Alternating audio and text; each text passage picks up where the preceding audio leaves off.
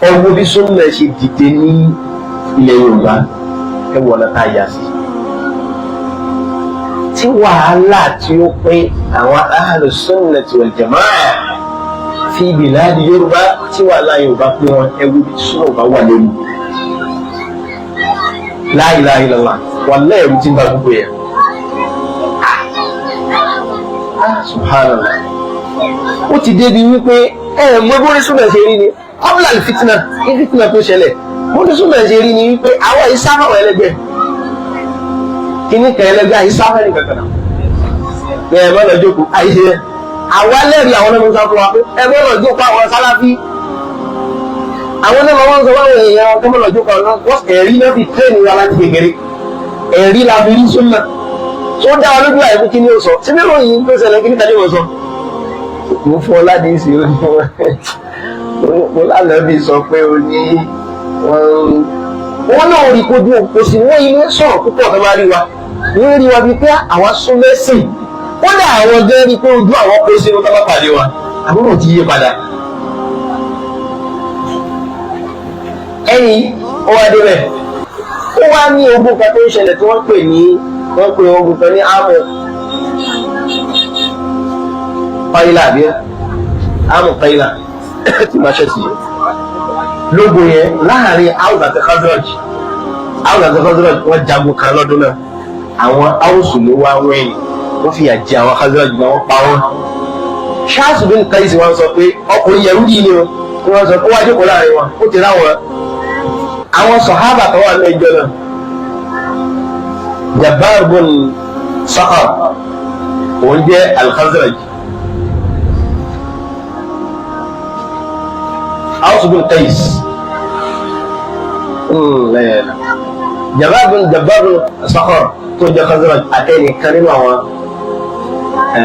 Aws sọ pé ọ̀bílà méjèèjì yẹn wọ́n jẹ́ àwọn àǹsọ́rí tó ń gba Islam ìwọ̀n ẹran kan létí pé aláyé lógun nígbà tá a wà ní ogun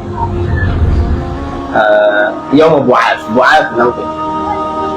lógun Bu'ath rẹ̀ pé Khazraj gẹlẹ́ kọ́kọ́ ní kakọ́ àbí bí àwọn àwọn òṣìṣẹ́ dé nìyẹn kó lè ti pa kí ní masáyù náà ìkànnì ọ̀gá ni bàbá dáàdì mi ní aláwọ̀ gbé látẹ̀yìn láyé tó kú dànù ọmọ yìí ò sí wà mí sí gbọ́ wọ́n ní wọ́n yẹ kó wá nígbà tó dé ní bàbá mi ní kí ló sálẹ̀ wá wà láyé lónìí bẹ́ẹ̀ ni owó ń gbé àwọn ọmọ Khazraj tó ti ń gbọ́ àwọn Khazraj yìí wọ́n rò pé àwọn lágbára àwọn náà àsọ̀lẹ̀ ni ogun ààrẹ ìyá ọlọ́run kárí bí dé ayẹ̀bá pa ọrùn ẹgbùrù jẹ́ pọ̀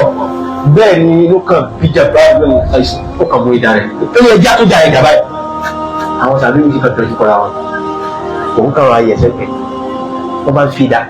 ní wọ́n ti tẹ̀ pẹ̀lú àwọn ó yá ìjà padà sí ogún ẹ̀ báyìí ìròyìn bá dáná bí Muhammad sallallahu alaihi wasallam Ànábì ti gbọ́ báyìí Ànábì ká dìde ìjà lọ pẹ̀lú àwọn muhajir tó wà pẹ̀lú Ànábì sallallahu alaihi wasallam Ànábì ní àbìdáwà jahiliya ẹ̀kọ́ padà sígbà kí ìsìlámù tó dé wà áyànà bayna adhhurikum tí mo sì wà láàrin wọn. وقد هداكم الله إلى الإسلام وفضلكم به وألف بين قلوبكم وأصبحتم بنعمته إخوانا وكنتم على شفا حفرة من النار وأنقذكم الله عنها. Ànábì bá ń sọ gbélé Ànábì bá ń sọ gbogbo ẹ̀ bá Ànábì ṣe ń sọ ni wọ́n ní ìkẹ́ lọ́lọ́run fi ọ́ sí fún wa wọ́n máa jù dáwọn lẹ̀ ọba kò sẹ́kù. Àwọn tí wọ́n ti múra wọn tẹ́lẹ̀ tí wọ́n fẹ́ jọ para wọn láti múra wọn tẹ́lẹ̀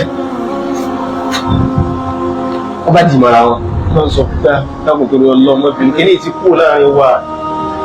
lórí ìlú èèyàn.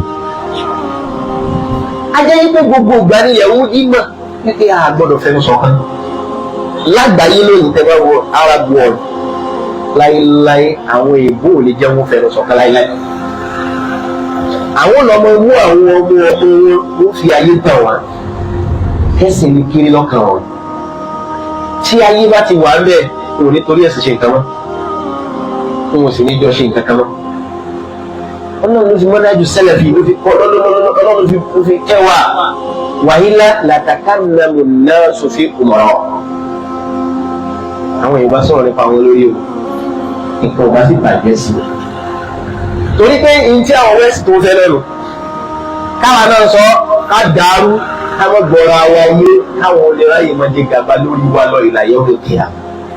toró dijọ́ táwa bá tó fẹnu kù báyìí ká tó rí wọn lójú kan.